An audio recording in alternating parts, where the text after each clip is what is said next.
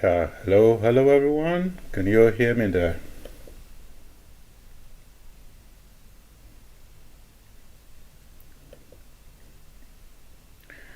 Okay, hi everyone. Good evening. My name is Eda Yekato, and today we are going to continue our conversation about the government of Edo State, the situation, the fight, the economy, and whether the government have made progress in the last almost 8 years. And we have two guests today that we've invited to help us through this discussion.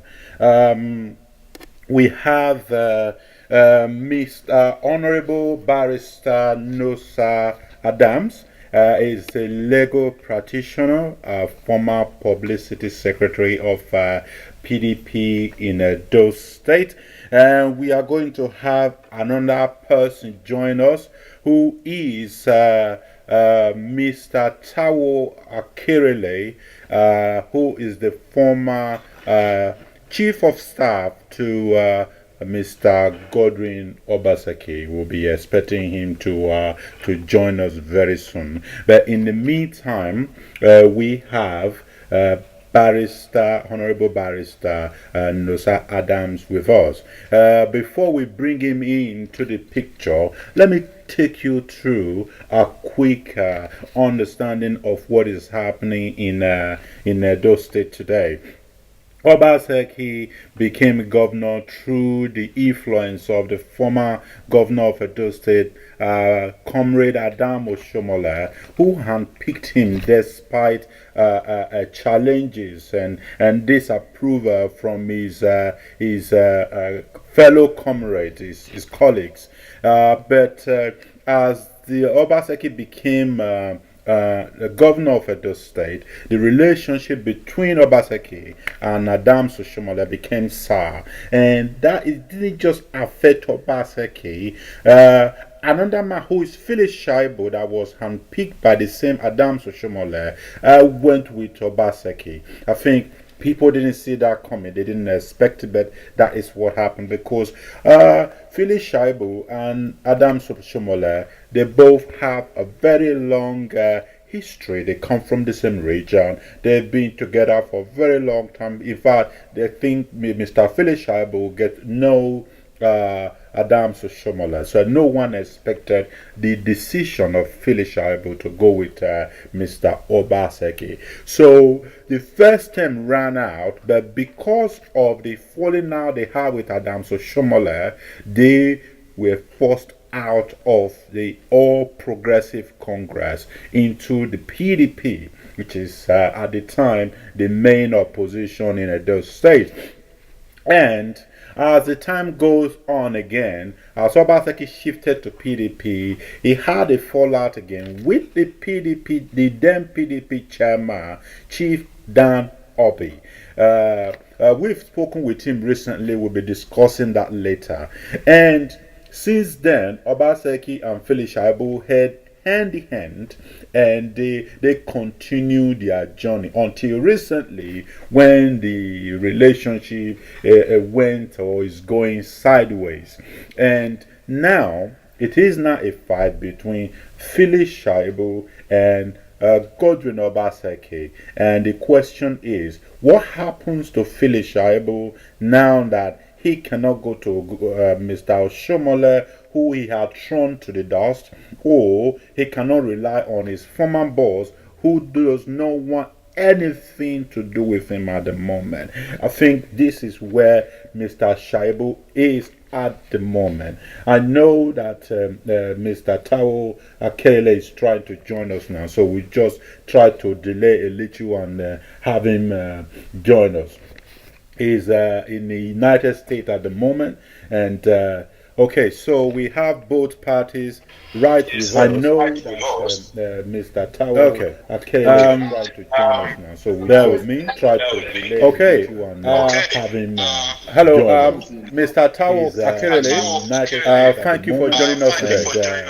Okay, so we have both parties right I know. Yeah, like I said before you came in, I did a quick introduction of you. Mr. Taiwo is an economist, a former chief of staff to Mr. Godwin Obaseki, and he's currently in the United States to attend this UN General Assembly under 2023. We also have another member, a guest today, who is Honorable Barrister Mr. Adams, the former public secretary of the PDP, and is a legal practitioner. Thank you for joining us today, Honorable Adams. We also have another member, a guest today, who is Honorable Barrister Mr. Adams. Thank you for joining us. All right, let's just dive in. I know Mr. Akerele is on a journey, so I want to make sure I get as much as I can from him before he continues his journey. The quick question, the first question goes to Mr. Akerele now. I just want to ask, what is it like? Because you were the chief of staff for two Godwin Obaseki at the time, so you must understand the inner working of the system. So, what is it like working for Godwin Obaseki? What is it like? Because you were the chief of staff for two Godwin Obaseki at the time, so you must understand the inner working of the system. What is it like working for Godwin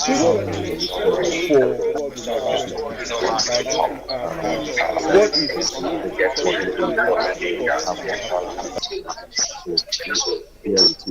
it it's my pleasure to join you all.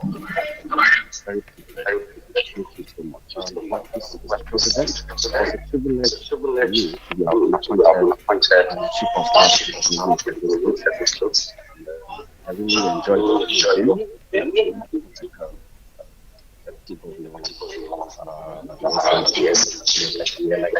Yeah, your audio is not too loud. I don't think you're hearing enough of what you're saying. Oh, really? Yeah. If you can just recap on what you were trying to say, because it wasn't too clear to us. Okay, so I said it was a privilege. It was a privilege for me to have been appointed to work with the Governor of Edo State in the capacity as chief of staff. Can you hear me now? Yes. Thank you. You left your position at the time, and there were speculations that there was a bad blood between you and the governor. So, would you like to just take us through that? What informed your decision to just step down as the chief of staff? So you remember when I resigned capacity as chief of staff? I wrote in my letter that I was living based on principles. There were certain things I was making agreement with the government, and of course, as a man of honor, I cannot continue to work in an environment where you are not comfortable. So the training I have is that you are not comfortable in the environment where you are working. If the system is not ready to change, and you can't change the system, you honorably have to step aside. And that was what I did. I think let's be more specific here. Conducive environment. What do you mean? What I mean is that when you are given an assignment, there must be a terms of reference to that assignment. And if the terms of reference are being circumvented or they are not being followed through strictly, and you are not able to get the system to follow the terms of reference with respect to your assignment that has been given to you, the best thing is to step aside. That was what I did. Well, thank you for clearing that up. Because most people believe that working for this particular government is very difficult because it's all about micromanaging and fear of speaking out or doing what you are supposed to do, believe in the best interest of the people. That's why I was pressing you a little bit to just know if this aligns with what is already in the public domain. Another question I want to throw at you before we go to Honorable Barrister is what do you think? You are an economist. Yes, so what do you think of Edo economy at the moment?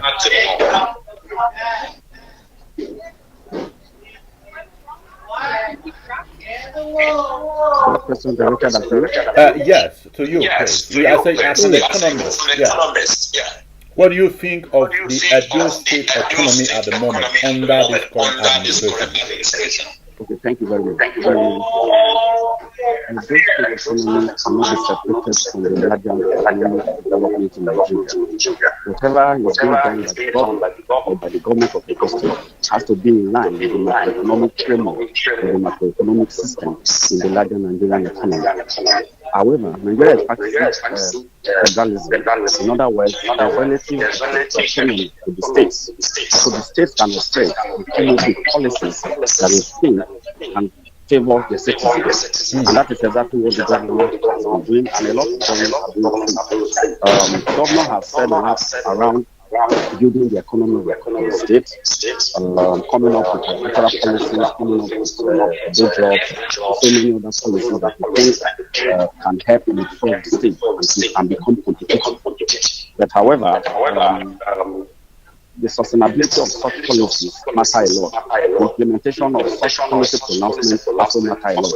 The impact of such policy steps also matter, and how do the people feel some of those policies are affected them also matter. So it's entirely left to the people to agree or disagree with his economic policies, particularly in the area of impact, performance, and of course the benefit to the citizens. Okay. Let's give it a grade. How would you grade it as an economics lecturer, teacher? How would you grade the economy? Because I'm trying to make it simple for people, for the viewers. How would you grade it? Is it A plus, B, C, or even S? Well, now I don't have. I work with data. I don't have the most updated data as far as the economic performance of those states is concerned. When you are categorizing the state, when you are rating the performance of the state, you look at the number of people who are employed, you look at the number of the amount of FDI, foreign direct investment come to Edo State. You look at the crime. Is crime rising or is it reducing? These are indicators and indices that are used to measure the economic performance of the state. We also look at private sector employment. How many companies are operating in Edo State as a percentage of the number of state intervention, right? So then the performance of the civil service also matters. What does it take to get approval for land? There are so many issues that we can use to measure the performance and the efficiency of the state. And that also has impact on employment, it has impact on food security, it has impact on crime, and of course the market system and all of those indices. So if those indices are not available, they are not one find it difficult to grade the performance of the state economy at this time. Okay. Well, thank you for that. Let me take this question now to Honorable Barrister. Do you agree with what Mr. Akerele just said about the economy? How would you rate Obaseki economy right now? Because it will end next year. At least we should be able to rate something. Well, thank you once again. Thanks for coming. Yes, thank you very much. From all indication, my brother Taiwo is in far away America, and we didn't know for sure what is going on locally here. So I don't have to blame him.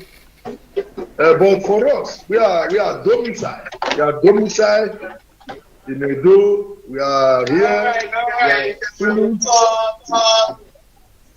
We are feeling the impact, and the impact is touching virtually every person that is resident in Edo State. And for us, if you ask us to ourselves, the government, or have the courage and the tenacity to tell you, and it's very categorical thing, that the governor has performed far below expectation. I wouldn't rate him. I wouldn't even rate him up to 30%. Okay. Now is the time. Because what are the agencies? What are the agencies? What are the agencies? What are the agencies? We need to rate performance when it comes to governance.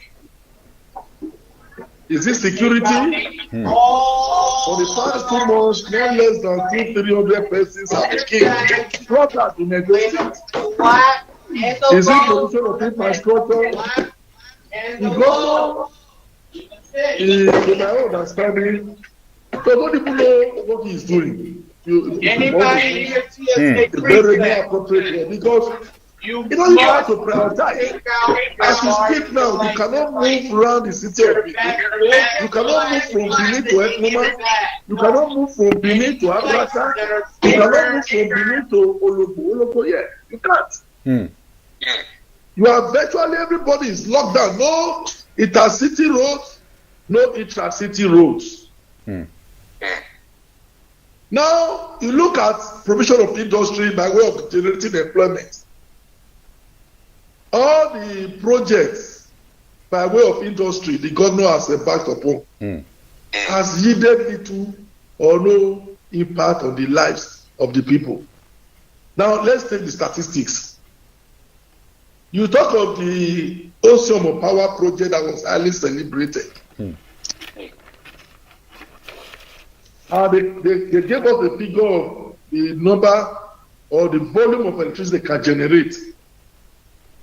One would expect with that kind of figure, which is in the range of 400 megawatts, there will be enough electricity for the people of Benin City and its suburbs.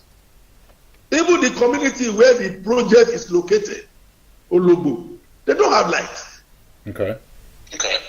There is no light in Benin as we speak. Then you talk of the cassava factory or farm that it was so much celebrating at is this Sobe, where they put it no less than 10 billion to that project. Today, that place has gone moribund. There is no industry in Benin, no industrial project the governor has a back upon that can generate employment. Okay. So you come to education. The whole thing is laughable. You'll be surprised in Benin State we still have primary schools that have just 2 teachers. No chairs, no desk. As if that is not enough. The kind of education the Cadre law is closed down. The College of Agriculture in the Warrior was closed down and it was going to be reformed. As we speak, for the past 6-7 years, the governor is still on building just 2 blocks. 2 blocks. The school is not opened. Ekpoma is moribund. In fact, the university, Abusali University in Ekpoma is completely crumbled. Because it's said an unwarranted interference by the state government and its intervention team. Let me. Go ahead. Look at all the setups of our economy. This is virtually not growing. And look at our GDP. It's going down. So I cannot say I will not be generous. Irrationally generous to ascribe any percentage that is of what to the performance when it comes to economic performance in those states. Particularly a situation where you cannot access anywhere in Benin State or anywhere in Edo State. You can't drive from Auchi to Igara. Akerele is from Alco. You can't drive from Auchi to Igara as we speak. You can't drive from Benin, even the state road. If you talk of federal road, what about the state roads? There is no street that is motorable in Benin. People are in the diaspora. You don't know what Yes. we are going through here. And the governor continues to blame the federal government So for all the when bad news. Taiwo Akerele is telling me that he cannot assess the governor, probably because he's not feeling the impact the way we are feeling it here. I'm a member of the PDP, but I'm not comfortable with what is going on because that is not what we bargained for. Okay. It's very, very unfortunate, and I can say it that the very precious time the governor will use to sit down and plan on how to provide the basic needs, prioritize the needs of the people of Edo State, struggle hard to meet the yearnings and aspirations of people of Edo State. He is using those precious time to fight virtually all the known persons that he can fight. Okay. It's very, very unfortunate. Sorry, let me jump in here, Honorable Barrister. You know, whatever you are talking about is government now is still a member of your party. You are a member of the PDP. Mr. Godwin Obaseki is a member of the PDP, so his actions, his performance is reflecting on the PDP. And election is coming next year. They are not going to judge Obaseki as an individual. They are going to judge the generality of the party, which is the People Democratic Party. So when you criticize Obaseki now, what effect does that have on your winning the election next year? Because Obaseki is going to try to project someone that will continue his legacy. That is what I'm telling you now. He has to change his ways, and he must be very fast in doing that, because it will not only impact on the party, it will impact on him, on his person, by way of posterity, because posterity is the best judge. But in any case, we, the legacy PDP, we will not allow him without missing words. We are going to make sure he's not allowed to make any meaningful contribution on who becomes our candidate. Because we know that whenever he cannot come out today and raise anybody's hand in Edo State. It has gone to that extent that whoever basically comes to raise up his hand today in Edo State will lose deposit. We don't win any election in Edo State. Okay. Look at it is what do you use to assess the performance in the government? It's when there is election. Forget about the council election that you can sit down in the office and write results. When before he came to the party, we had an election in 2019, general election. And in that election, PDP won the presidential election with almost close to 300,000 votes. Okay. But the last general election, under his leadership, PDP came distant third with less than 86,000 votes. Okay, so the votes reduced. That is, they tell you the level of resentment people of Edo State has for him. How do you reconcile a situation when he is virtually the problem to every institution in Edo State? You will fight the traditional institution, you will fight the political class, you will fight the civil service, you will fight your family, you will fight your friends, you will fight. Who is he not fighting? Who is he not fighting? Yeah, let me bring in this fight quickly. The fight, because I think that is the bone of contention here. It looks like he fought Mr. Oshomola because he said he was trying to get rid of political godfather. He said he took the cue from Oshomola himself. Then he came to PDP. He had a fallout with Mr. Chief Dan Obi, and now he's actually fighting with his closest ally, the Deputy Governor of Edo State, Shaibu. Okay, now, this fight, of all of these fights, and what is the implication on governance and Edo people? Let me take that case quickly to Mr. Akerele, because I know you released a statement to the press warning the duo to desist from this fight and focus on governance. what is the implication of this? What is the effect of it? Okay, so thank you very much, and I want to appreciate Honorable Musa Adams for a very concise statement. I'm happy that you acknowledge the fact that I'm not around, hence, and I'm unable to assess the economic performance of the present government, because as a development economist, we work based on data. We don't work or analyze issues based on hearsay or what other people or third parties are saying. We work based on available statistics. That is why I'm unable to assess. But I also make some statements around indicators that can be used to assess the economic performance of the state government or even a federal government. Having said that, I would like to go straight to the current conflict between the governor and his deputy. It is very unfortunate because we are all aware of the fact that during the struggle for the second term of Obaseki's election, everybody knew that Honorable Shaibu stood by him, even though there were quite a few issues before then. But apparently they were able to work together. So I would like to say that to me as a person, I am not surprised. But to the general public, they will be very shocked. It is shocking to them. But these issues have been on for a long time. So it's like a marriage of convenience.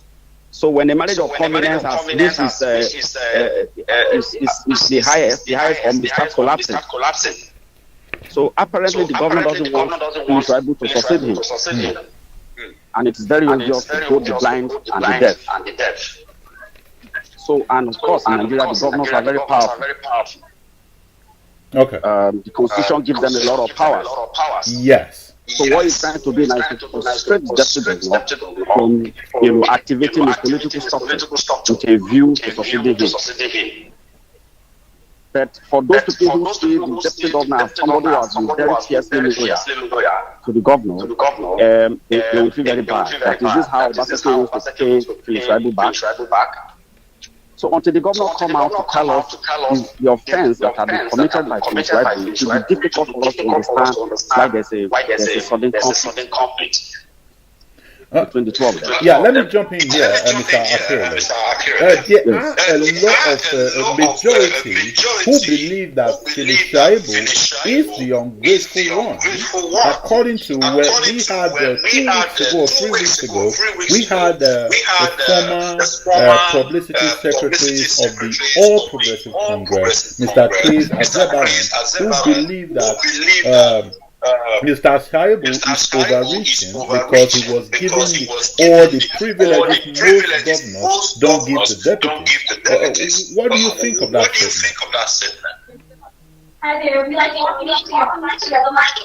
Yes, I agree with you that the governor had been involved in Shaibu for a long time, gave him a lot of responsibility, started with the chairmanship of the committee, started with sport committee,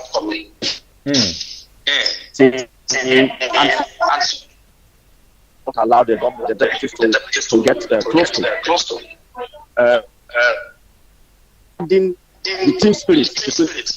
Your line is a bit shaky, not too clear. The deputy governor and the SAG.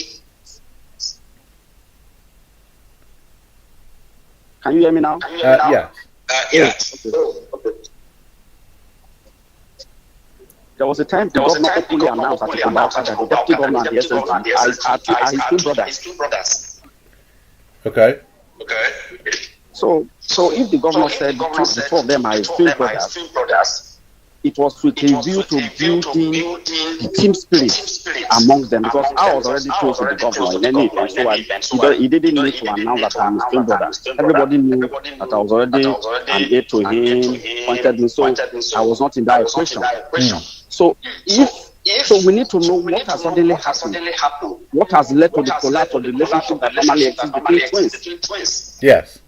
So they need to come out clean to tell us what has Philip done, because the governor has been keeping quiet over this issue. Apart from the court case that Philip initiated, the governor needs to tell us if there are other things, other offenses that Shaibu committed that is leaked, that has led to some of these crises that we are seeing. So until that is done, we all continue to be in suspense. That's correct. I don't think it's just around succession struggle. Well, thank you, Mr. Akerele. Let's take the question to Honorable Barrister Adam. What is your take on this fight? It looks like there is a very constant person that tends to be involved in this fight among everybody, and now we are having it with the deputy. I have not spoken with the governor. I've only spoken with the deputy because he was with us on this channel, I think a week or 2 weeks ago, to discuss issues like this. So my question here is, Obaseki believes Philip Shaibu betrayed him because, he was trying to lobby the state house against his will. Do you think Obaseki is becoming the godfather he once hated? Well, I don't know about him becoming godfather, but all I do know is that this fight is uncalled for. That is basic. And another thing is that you cannot just be the good guy and every other person is the bad guy. Now, looking at the fight, you will agree with me that no governor becomes a governor except is with him a deputy governor. By virtue of the provision of Section 87 of the 1999 Constitution as amended, the deputy governor runs along with the governor. Otherwise, the governor's election and nomination will not be valid. Null and void. The election will not be valid by virtue of that very particular Section 87, subsection 1 and 2. The governor cannot validly be elected without the deputy governor. That is to say, the deputy governor and the governor are Siamese twins. They go together. So, but unfortunately, the Constitution has vested so much enormous power on the Constitution and in a way reduce the deputy governor to just a spare tire. And most unfortunate. But to every rational human being in Edo State that is really objective or wants to be objective will agree with me that the governor has been very cantankerous with virtually every person in Edo State. Okay.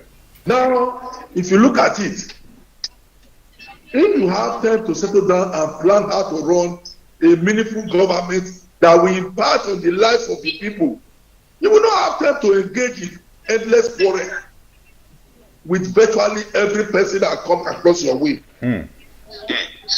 So the question of the governor saying he wants to fight Godfather is more or less a sophistry. It's more or less a sophistry because I don't agree with some of his positions. You said Oshomole wasn't good. The next thing, you said that nothing wasn't good. The next thing, you are not fighting the Oba of Benin. The next thing, you are fighting Wike. The next time, you are fighting deputy governor, your deputy governor who has been so close to you, who has worked with you. What is it? Even let's assume without considering that the governor will contest election. The highest you will do probably is to say, I will support you. And as simple as that, is within his democratic right to show interest in any elected positions. It is right. And in any case, the deputy governor has repeatedly said that he has not told anybody he wants to contest. But if you ask me, and on behalf of the legacy PDP, I will tell you, no, we are not interested in their fight because it's a fight of two wicked persons. It's a fight of two ingrates. is a fight of two egrets because the two of them connive to display the highest level of ingratitude towards the legacy PDP. The two of them connive to manipulate things against the legacy PDP. The two of them connive, and unfortunately, to shortchange and made all attempts to drive away the legacy PDP from their house. With all the benevolence shown to them. So if you ask me, it is God. It is God that is fighting for us. And we are yet to see the beginning of the very strong fight that will ensue between them. But I can assure you, it's going to be an interesting fight. Because Obaseki is an unforgiving human being. And to the Shaibu, is a recalcitrant human being. So let's watch and see how the fight will go. Because we pray and look forward to when they will fight and kill themselves. Thank you. So because Yes. we brought them in. We will not fail to make it known to whoever cares to listen to us. The legacy PDP under the very amiable leadership of Chief Danobi. Stronghold, Danobi was his campaign manager, he was the Director General of their governorship campaign council. Danobi took them around the 192 wards in Edo State. Obede Ama was to be nominated as the governor because the leadership of the party has resolved that Obede Ama will be supported. But Obede Ama was made to step down for Obaseki. And he became his returning agent at the INEC headquarters in Benin City. Obede Ama collected all the figures from the 192 wards in Edo State and made sure that Obaseki got the landslide victory. Danobi that took him around all the wards, not just the 18 local government area, the 192 wards, Obi took him around, went around with him. But what ended the fight? Yes? What started the fight then? If they were this close? No. Nothing started other than greed. Okay. Other than greed, selfishness, ingratitude. And if you look at the history, in retrospect, look at the history of Obaseki. It's good at showing ingratitude to those who have shown him benevolence. Those who have shown him benevolence, he have always paid them with ingratitude. I'm not surprised because he's a progeny of an ungrateful father. So, what I'm trying to say is that we are ready to stand our ground in the legacy PDP. We are going to work hard to regain our party, and we are going to insist that they leave our party for us because he met us in our house when he was being chased away from his own house. We accommodated him. Now he has resolved, or they have resolved, that they will drive us away from our house. We are ready to resist them. It is our God that is fighting for us. Yes, two of them are now carrying themselves. And we are going to pray ceaselessly that they fight and destroy themselves. But coming to the issue of the quarrel between Obaseki and Shaibu, I've never spoken to him. They are both not fair to the people of Edo State in the sense that this fight now has completely shifted their focus from governance. They have shifted their focus. Obaseki is no longer interested in governance. Nothing is working in Edo State. Nothing. All the announcements, all the Bubuyaya announcements you are hearing are all sophistries. All the make-believe stories, jamborees. They want to do another jamboree now in the name of Allah Udaro. What are they showing? Nothing. Thank you. Let me talk here. Thank you. So I'm going to make it quickly so that we wrap it up somehow. I'm going to play before I go to the next part of this interview. I'm going to quickly go for a short break, just a few seconds, and just stay close. Thank you. Thank you.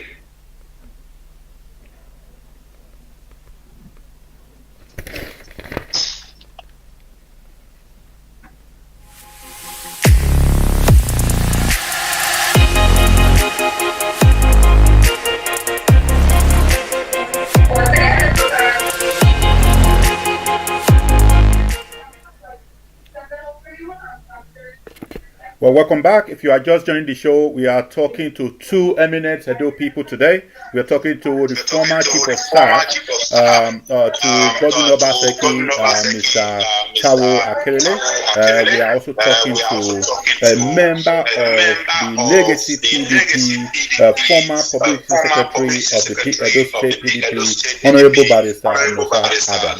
We are deliberating on the issue of Edo State, Governor Obaseki, and his deputy's fight and the economy in general. Before I ask my next question, I want to play this clip, and I'm going to throw questions from here.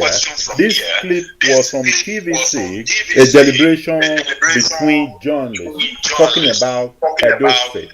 There is one particular statement there that caught my attention, and I just want everyone to hear it. Then I'll run the question. I'm not a fan of Shaibu. I've never spoken to him in my life, but he's been in the news repeatedly now for the way the governor has been embarrassing him, humiliating him, as if he's someone of no value. No matter what people may feel about him, it diminishes you as a person. If you are happy with what Obaseki is doing to his deputy, it shows that you are inherently not a good person. If this is something that you rejoice about, you are happy that a governor is behaving like this. I mean, this does not represent maturity, in my view. Because I've never seen a governor that went this far. You know, to me, it's, you Shaibu, you've gone to court to preempt your removal. Instead of now removing you now, I'll humiliate you so that maybe on your own, so that you will now go. Yes, I'll make you useless. Maybe that's what are trying to do. Yeah, if you listen to that video, you will notice that the journalist there. Oh, sorry. I was playing it. I was playing it live. We didn't see any video. We are not even seeing your face. I am. My face is on the live. Hold on. If I could put it here. Can you see me now? Okay. No. The live video was talking about journalists talking, and they believe that anyone that supports Governor Obaseki the way he's treating Shaibu, it means that person is not a good person. Because if you have change, you have a certain level of humanity in you will see that this is a very bad way to treat people. That's what the man was saying. And secondly, they also believe that the action of Godwin Obaseki, it feels like if we cannot push him out, we are going to frustrate him enough that he leaves himself. Let me take the question to Mr. Akerele. What do you think of that statement from that journalist? I know you didn't see the video, but I just gave you a quick short summary of what he said there. What's your take on that statement? Yeah, unfortunately, I didn't. Unfortunately, I didn't watch the video. But from your summary, it's obvious those people are clamoring for justice.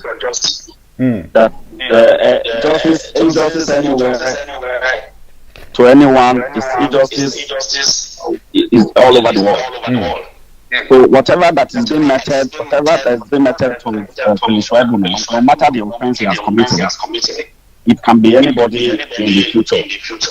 So if you believe that because Philip Shaibu, abandoned Oshomole, did a lot of things, and now Obaseki is punishing him, then it can also happen to anyone in the future.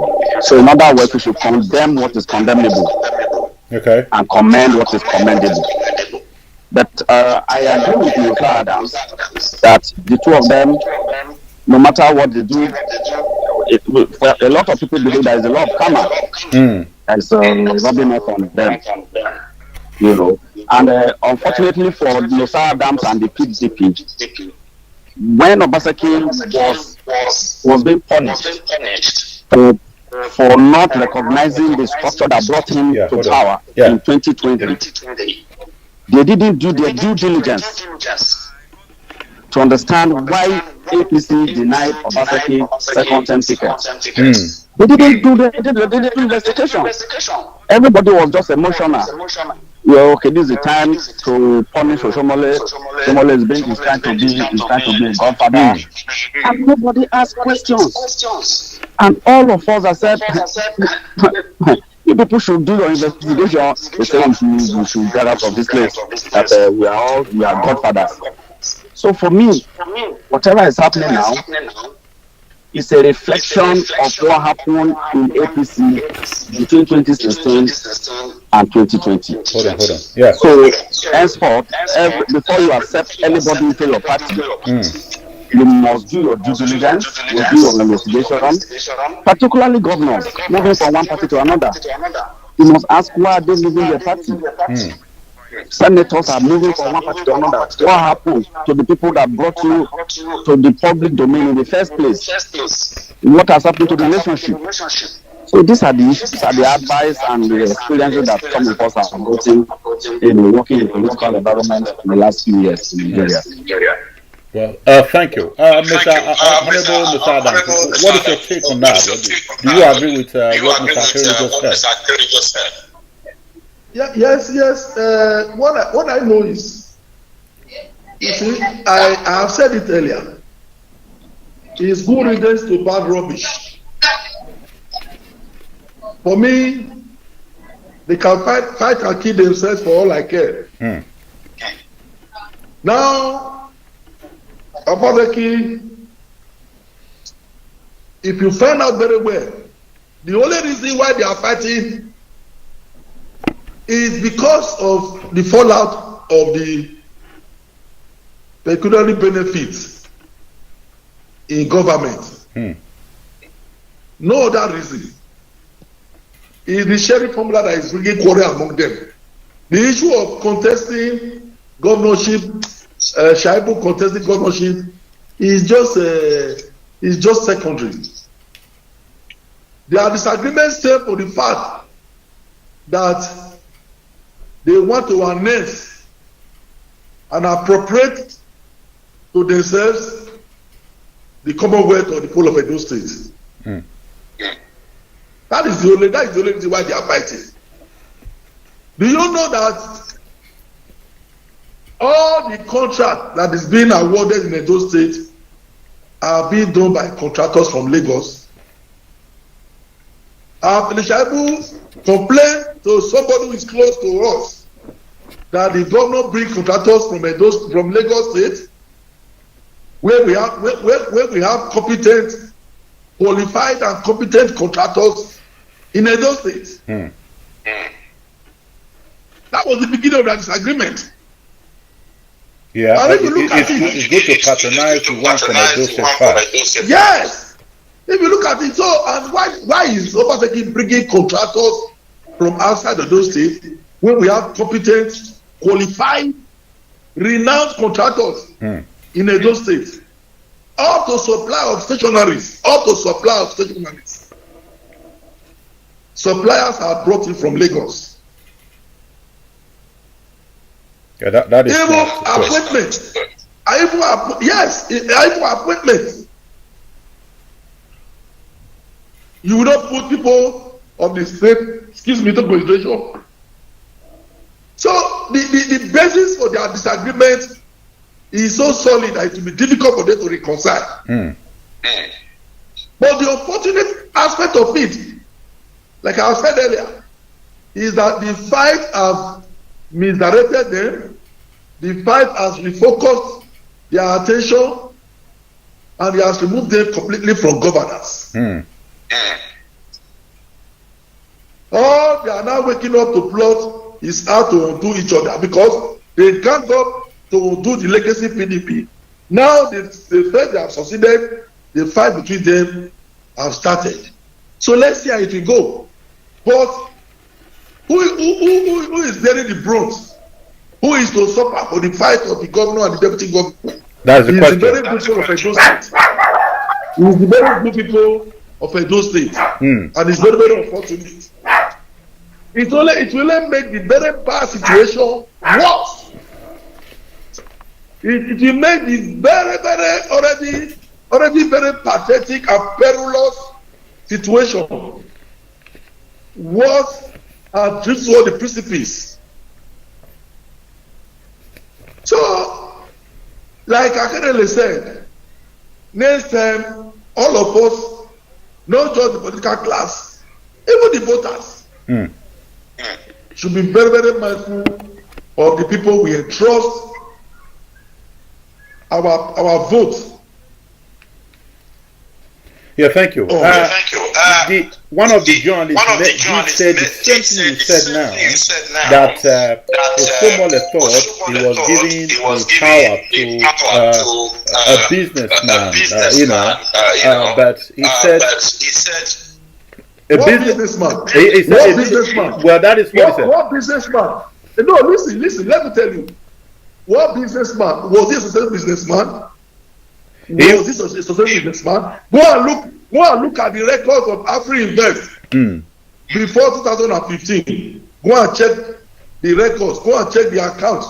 Go and check the financial standing of AfriInvest before 2015. And go now and check the financial standing of AfriInvest now. Look at the assets of AfriInvest before 2015 and look at the assets of AfriInvest now. Then you will know what I'm talking about.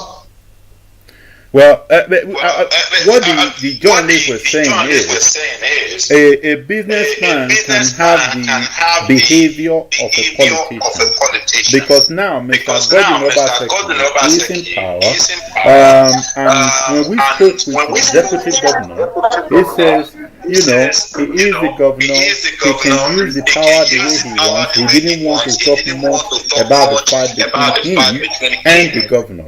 And there is also a video of him apologizing a few days ago to the governor.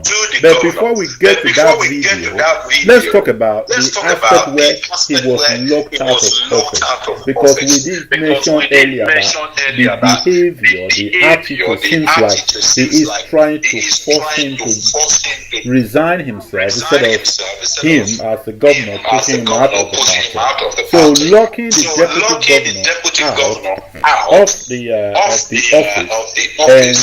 and according to that video, the governor said he was not officially informed. We spoke with the deputy governor, yes, said he wasn't officially informed by the governor. So we spoke with the commissioner for information, Mr. Neihare, who said that a letter was sent to Shaibu. When he sent me the copy of that letter, it shows 18th of September, which was the same day that Mr. Shaibu was locked out. So I think there was a little problem there. Why didn't the governor just call his deputy and say, I want to relocate you back? Another question is, what is the implication of that relocation? Is it not exposing the deputy governor security-wise? Well, to the best of my knowledge, all this drama and shenanigans they are showing is all very, very unfortunate development that we the people have to go through this. Like I said, by virtue of Section 87 of the Constitution, the deputy governor occupied that office with the creation and the authority of law. The law created the office of deputy governor. And anything you do to undermine that very authority is more or less like you are committing sacrilege. Serious constitutional infraction. Serious constitutional infraction. But the Obaseki that you and I know doesn't care. Once he picks an enemy, he picks an enemy. And the way, the crude manner with which he's going about it is ridiculing the people of Edo State in the eye of other Nigerians. It's so crude, so uncouth in the manner they are going about the fight. That is why we are begging them to please remove this shame from Edo State. Remove this shame from Edo State. All right, thank you. Let me pick one from Mr. Akerele. If you are still there with us, yes. What is your take on the governor locking his deputy out without informing him previously, and despite the fact that the man says that they had settled this matter, he even withdrew his case from the court because he said this has been addressed. So what is he going on? What do you think of that action of the governor to lock his deputy? I think he's still having a network problem. For viewers that are on YouTube or Facebook, please be aware that we reach out to the governor's camp. We did invite. I'm here. Okay, yeah. And I can hear you very well. Perfect. Please give me a minute. We reached out to the governor's camp. We did inform the CPS of today's interview, but he did decline that he didn't want to be having an argument with the opposition, his statement. I'm just putting it out there because I don't want anyone to believe this is a conspiracy to bash the governor without having the governor's voice as a guest on the show as well. We are going to bring the governor's people on to discuss this matter. We will do that, but not today, they said. So we'll find another day to discuss that differently. So yes, Mr. Akerele, sorry. What is your take on the governor's action to lock the deputy out of the office without notice?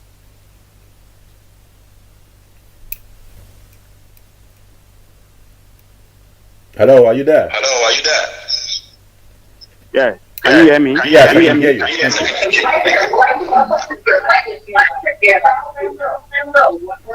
Hello? Yeah, I can hear you. Go ahead.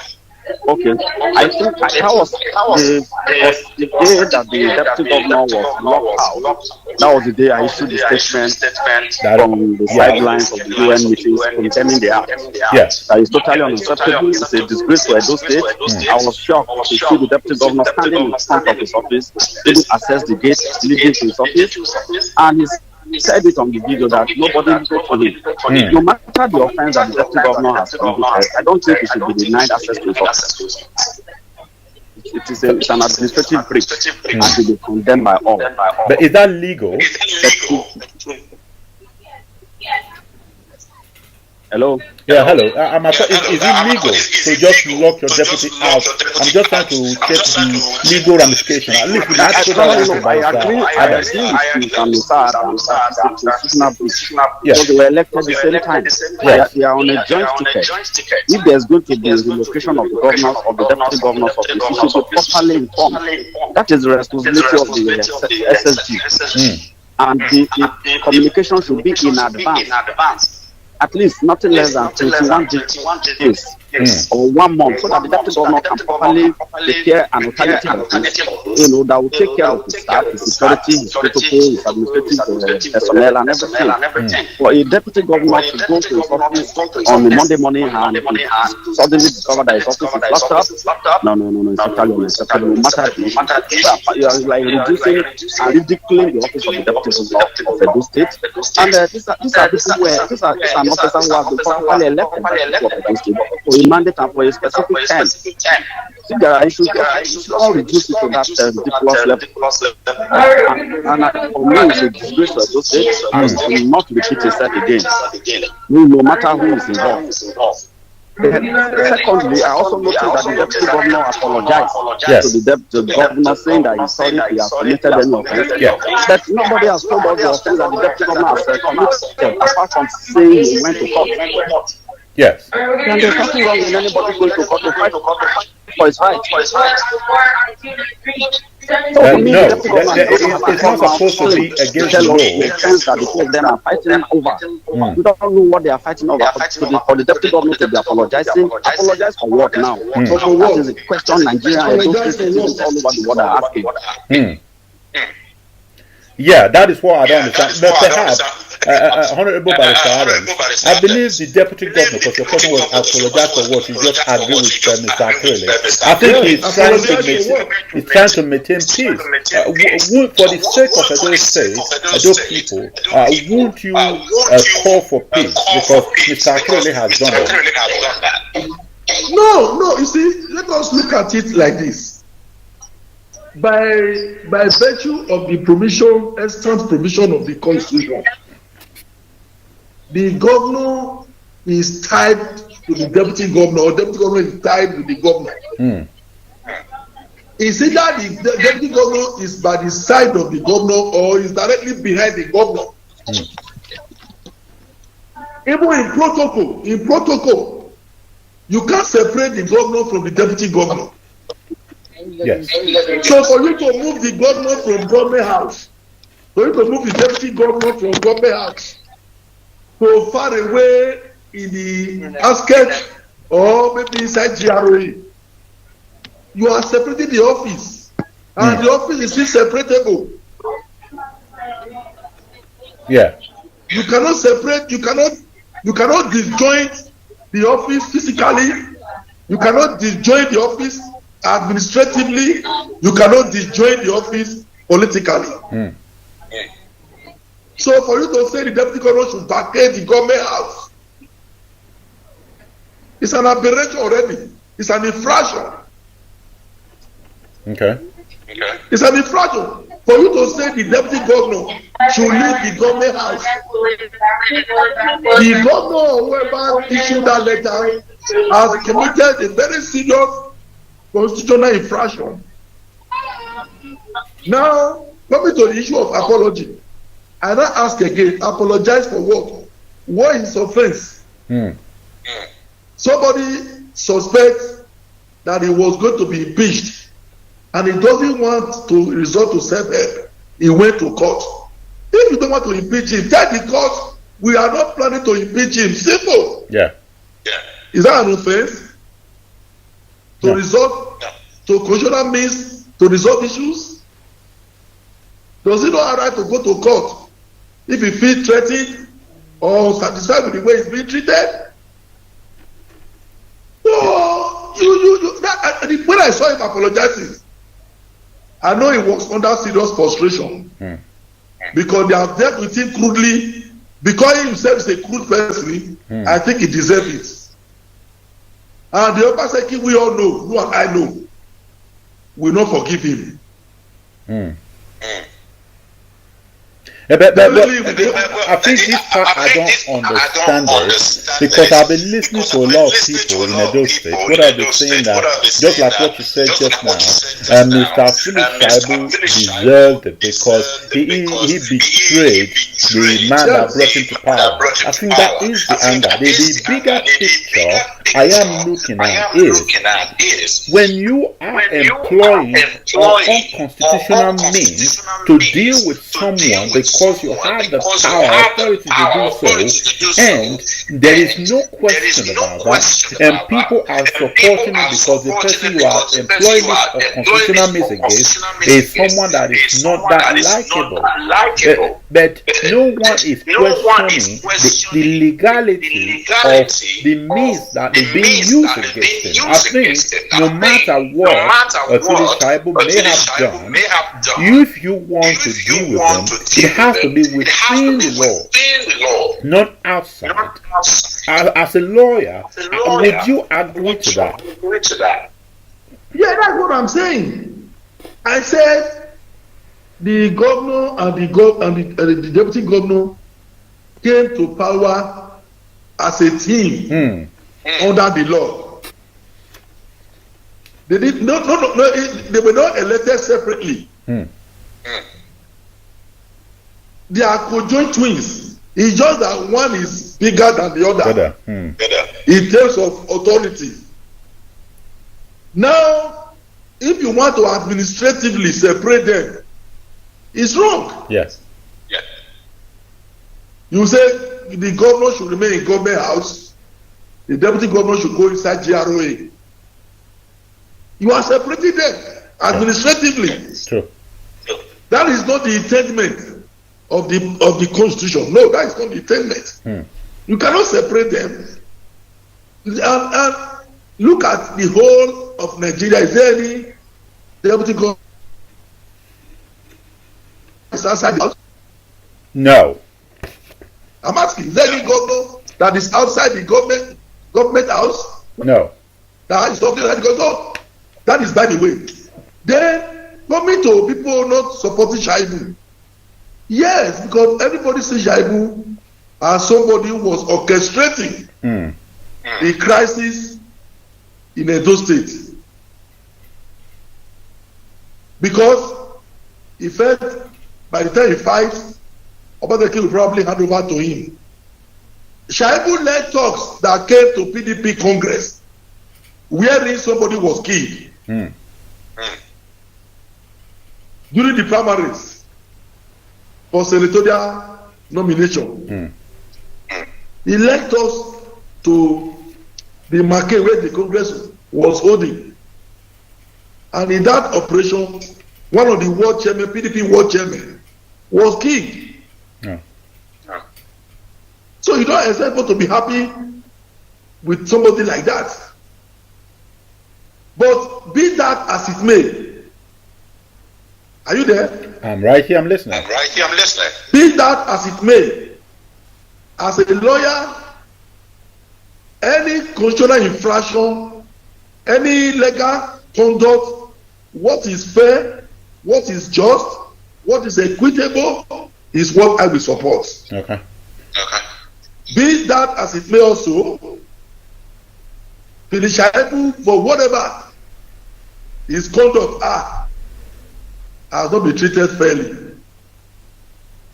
Thank you for that. Shaibu, not just Shaibu as a person, the office of the deputy governor has been so humiliated and degraded by Obaseki that the whole country is feeling sorry for that office.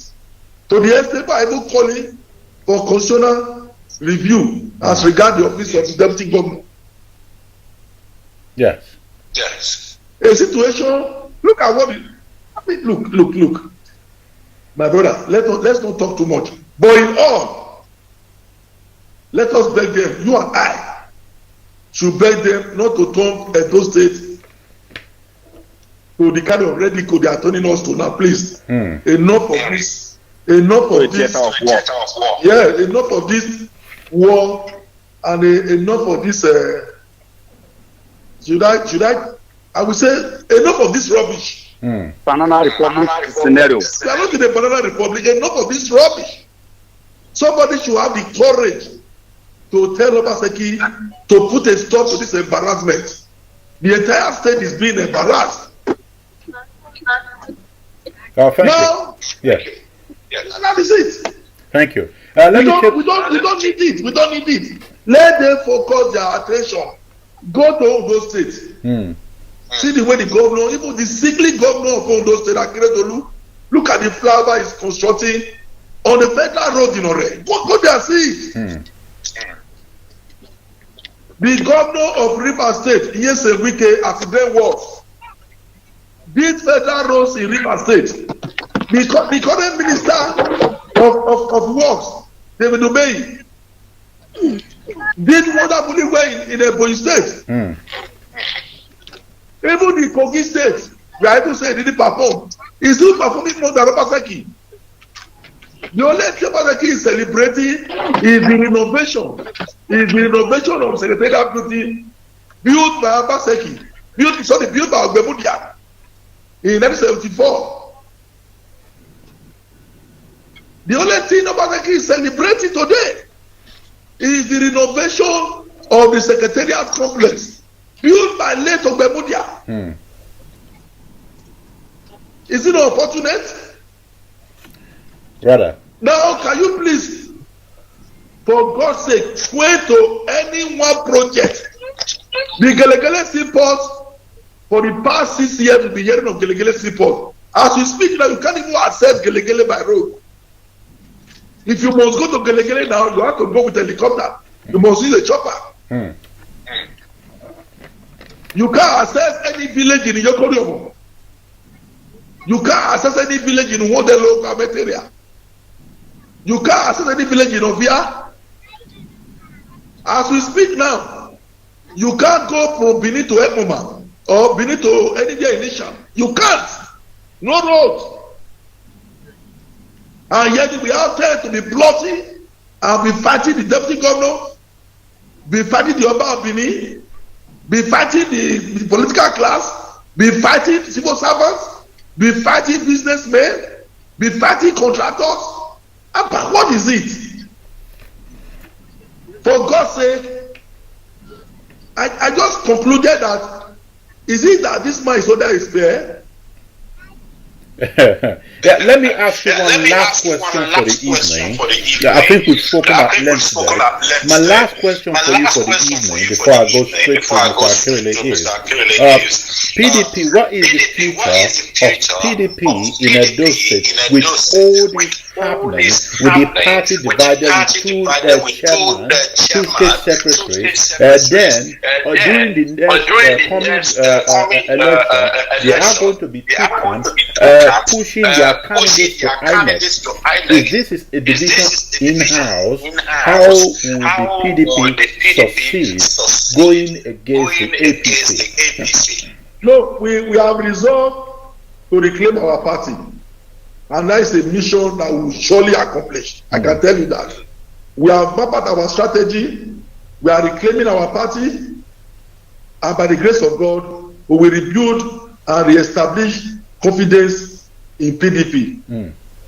The beautiful people of Edo State, look at it. If you check the statistics, when Atiku contested in 2019, in Edo State, he got 187 plus votes. 187,000. 387,000 votes. Almost 400,000. But under Obaseki, he got barely 80,000 votes. So we will take time to reorganize our party. We will take time to restructure the party.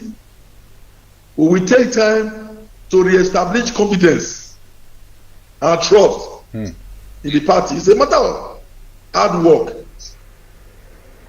But the way it is now, Obaseki is a liability to PDP. You and I know that. Go to the street of Benin. You can do a survey. Take opinion poll.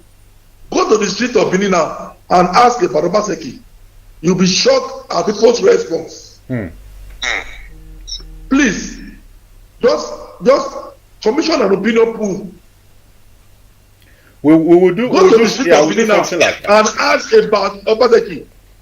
People will tell you if Obaseki brings anybody out, or even support any person, or raise anybody's hand, that the person is a corner politically. So I feel sorry for the person he's parading.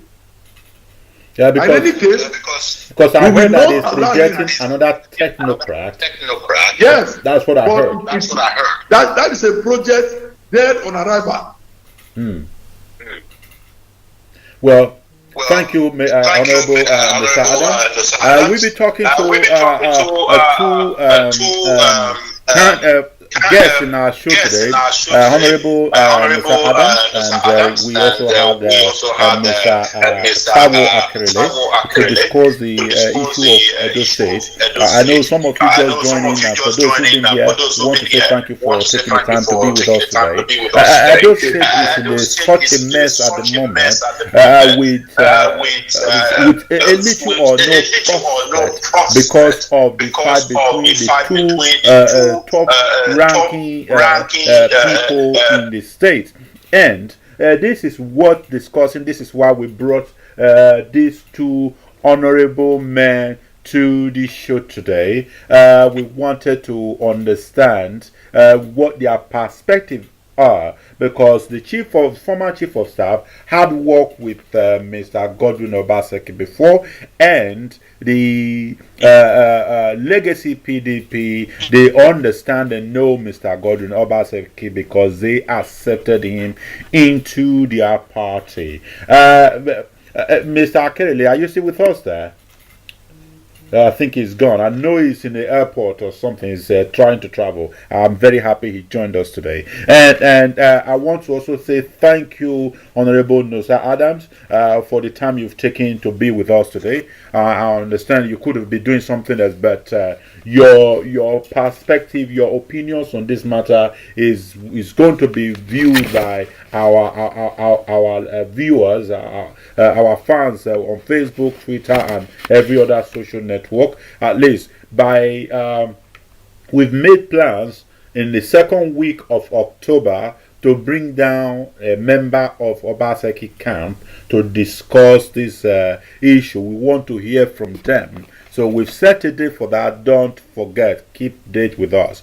And if you did not hear the introductory part of this show today, we tried to tell you that Obaseki and Phyllis Shaibu, they've been fighting. They've been having issues since Mr. Shaibu shown or signified interest is in running for the governorship position. And the moment that cat was out of the bag, then the duo started their fight. It looks like Mr. Godwin Obaseki does not have confidence in his deputy to succeed him, and Mr. Deputy is saying it is his constitutional right to be interested in the position. I think this is where they are now, and I also believe that Mr. Godwin Obaseki, he is trying to continuously embarrass the deputy to make sure he hangs the towel on his own, so that the blame of him being the one that impeached him will not come to him. This is my personal opinion. That is why I'm calling people to assist me in understanding. Perhaps my perspective, my analysis is wrong. Someone out there might be able to assist me to tell me what is actually going on between the two former best friend. Let me quickly, I know we are going to round up the show now. I want to play this part of the video which I didn't have time to play because we had these wonderful people on the show. I want to quickly play this part of the video where they said that some of the journalists that are reporting this matter are being fired. This is not confirmed. It's not confirmed at all. I don't want to dwell on it because it's not confirmed. But this was mentioned by journalists, 3 journalists on PVC or TVC, I beg your pardon. So I just want to play that out for everyone. Even though the state government is as brutal as even engineering some media houses to sack some journalists in this account, like today now another head has rolled now in Edo State just because of this reportage. will journalists now see their work now and refuse to do their work? In fact, the most endangered species we have in Nigeria today are journalists. Those who have taken up appointment. Yes, as you can hear, there is that belief that journalists are being attacked for reporting on this matter. If you can recall, the media aides to Mr. Philip Shaibu were disbanded the last time. Those people that were employees of the government were asked to return to the government media, unless people like AIT staff and a channel television that remains because they are private and they won't listen to the governor. I think that is one part of it. I'm not sure if there is specific journalists that have been sacked for reporting on this matter. So do not take the word for it, because it was just on TVC. I wanted to put it out there. In case you know anyone that's a victim of this, you please let them contact me or contact us. We will be able to just hear more from them concerning this matter. And another part I wanted to discuss is the idea that the reason, for some people believe the reason why Mr. Godwin Obaseki is doing this particular unexplained attacks or an attempt to diminish the role, the position of his deputy is maybe because he has nothing to lose. I think that was another perspective of the journalists that we're talking. I want to quickly place that out. Have a listen. Now, talking about that what was it called, the place he was told to relocate to. Yes. The letter was sent to the PAMSEC that notifying him that, look, the deputy governor would no longer be using these offices to use somewhere else. I learned that the place they sent him to used to be procurement office and located near the 4th Mechanized Brigade of the Nigerian Army. If you are relocating your deputy, somebody that you share the joint ticket with, sometimes it is the extra legwork of a deputy. It is the political capital that a deputy has that enables some governors to win elections. Yes. Presidents. We've seen deputies even more popular than the principal. Their principal. The people warmed up to them. This person is a political deputy. He has more gravitas. Because the other person was not even a politician. Yes. Wasn't even a politician. To even win the primaries of his party at that time, Oshomole had to put his foot down that this is the person that I want. Remember, his cabinet was even divided. Some wanted Otubu. But Oshomole used his political weight as the governor to make sure that the primaries Obaseki emerged. To a man who later became thoroughly ungrateful to him. I'm sure that Oshomole, where he is full of regrets. Because what has he gained by bringing a man who has no regard for him? I saw them smiling at one another. I said, these are just political smiles. Because the insult that Oshomole got in the days leading to the election of this second term election of Obaseki, I don't think he has ever received it anywhere. And that's a man that is stuck his neck out to make governor. So it's unfortunate. We don't have to bother ourselves about some of the issues. I want to be deputy governor. I want to be governor. This person doesn't want me. He has not even come out to let us know who he wants. Nobody knows who Obaseki wants to support to be deputy governor. To be governor of the state. We're just humiliating this person left, right, and center. It's just sad.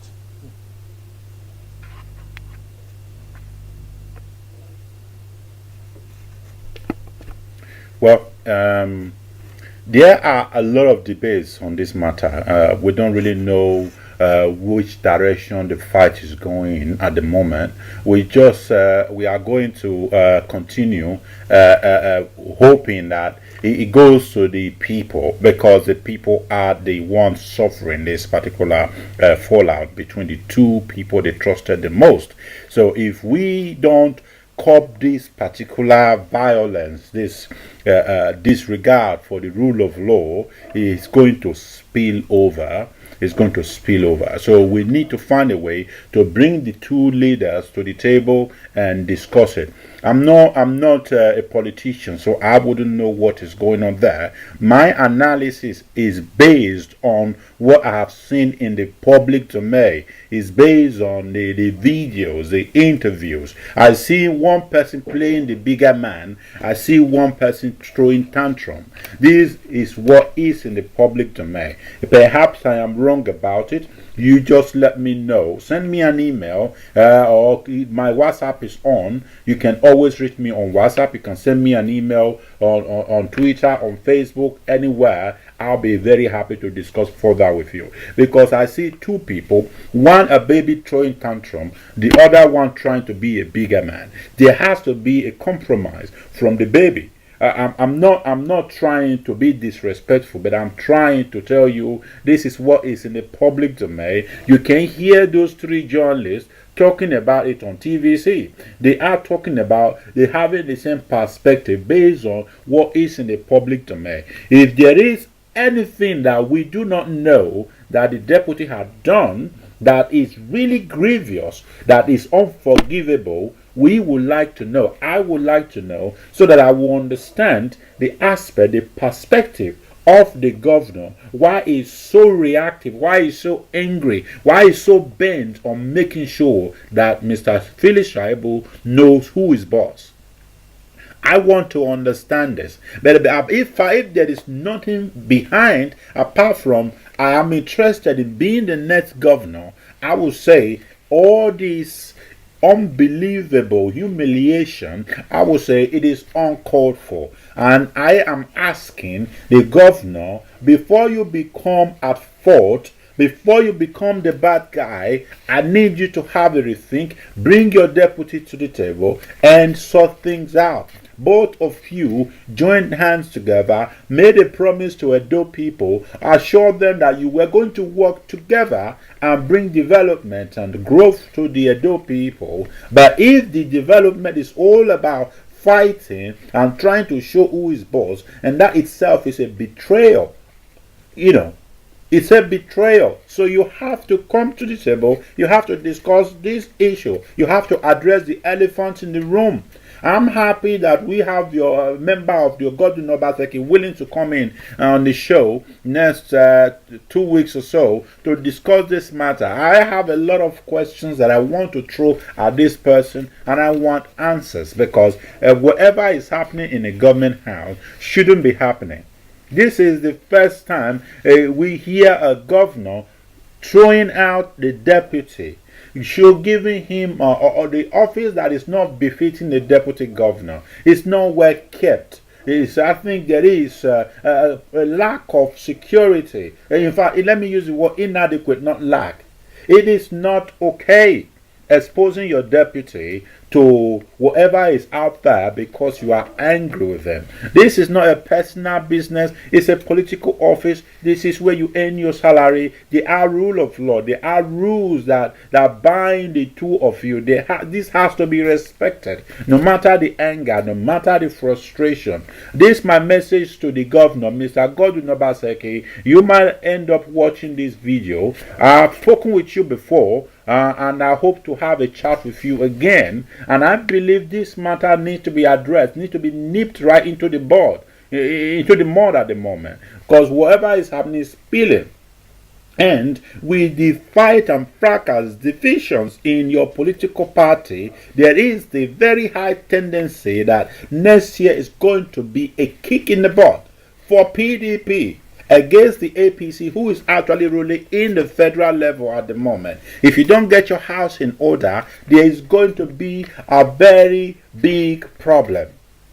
A very huge problem, because there are a lot of people who want you to pull out. We've been speaking with Honorable Adams, who had said openly that they are going to take their house back from you, Mr. Governor, from you. And you have a lot of problems, a lot of things to put together on your way. The person you are going to introduce to Edo State is going to inherit these problems, and is going to be hated because of the way people are getting not too fond of you at the moment. I read a lot of posts on Facebook. I don't know if they are politicians, and if I'm misreading it, maybe I need to read it. I don't know. But the majority of posts I'm reading, they tend to go to the negative, that people have a very different reaction towards your administration, or the way they think that they are benefiting from your administration is completely different from what you are projecting to the people. There has to be a sync. You have to come to the table, Mr. Governor. You have to address these irregularities. You have to address this lack of respect for the rule of law. You have to address this godfatherism, this disrespect. Whether you are the governor or not, if any president, the president of Nigeria, come down to Edo State to try to intimidate you because he's the president, you are the governor, the people will be fighting, supporting you. And the same thing, the deputy governor should not be disrespected like the governor disrespect the local government councils. I think it shouldn't be happening. This should be addressed. I don't know the two of you to judge you. I don't really know who is Philip Shaibu. I don't know who is Mr. Godwin Obaseki. I don't know you guys enough. But again, my judgment is based on what is happening on the internet, displaying on the internet right now.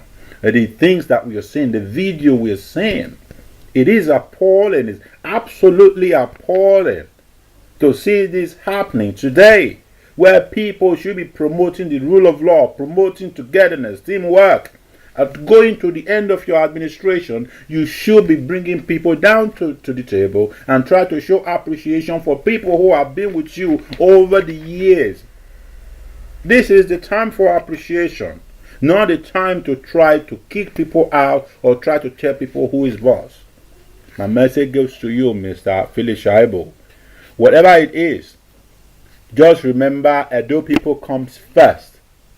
Edo people first before your personal interest, because both of you now are allowing your personal interest to conflict with your office duty, and that is against the law of for the people. That is not in the favor. It's not the best. It's not in the best interest of the people.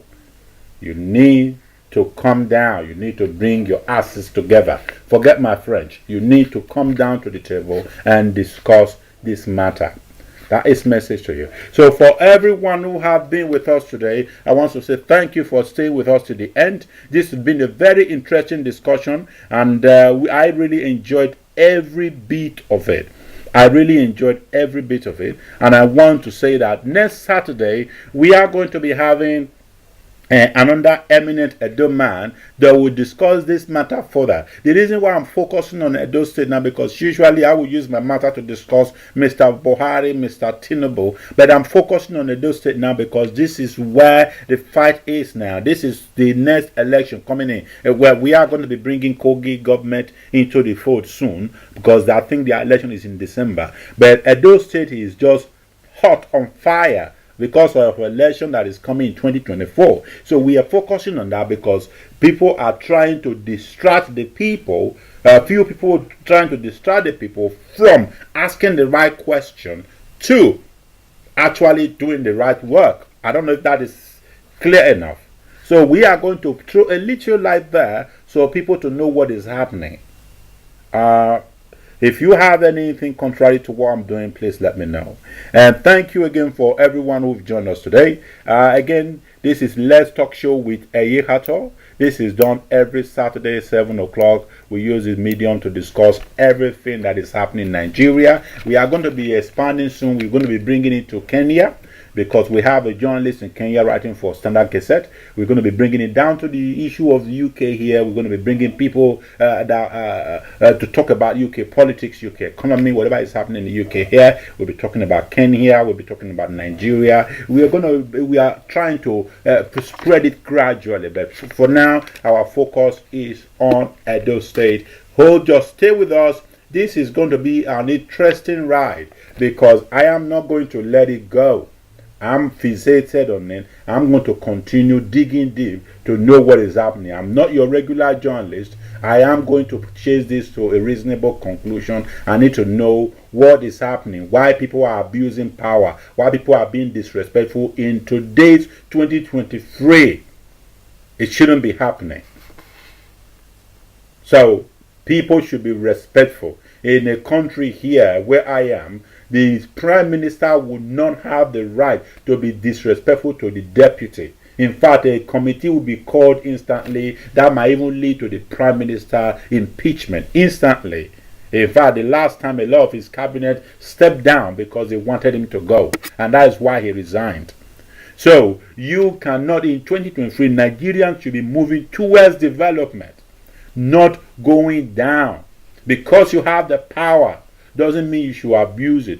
Doesn't mean you will disrespect the law or disrespect the judgment from the court. Doesn't mean you don't think that everyone is a cockroach. You can just crush. That is not how it works. You should be more careful because you are at the helms of affairs. You are the governor. Every eye is on you. You should be watching your step, not I don't care attitude. And the same thing goes to the deputy governor. I'm not supporting one against the other. It might look like it. I'm doing that because this is what is in the public domain. Right? If the deputy was doing the same thing, I will go after the deputy governor. Please, guys, let's join us again next Saturday, 7 o'clock. This is Let's Talk Show. My name is Taiwo Akerele, and I want to wish you all a very, very good evening.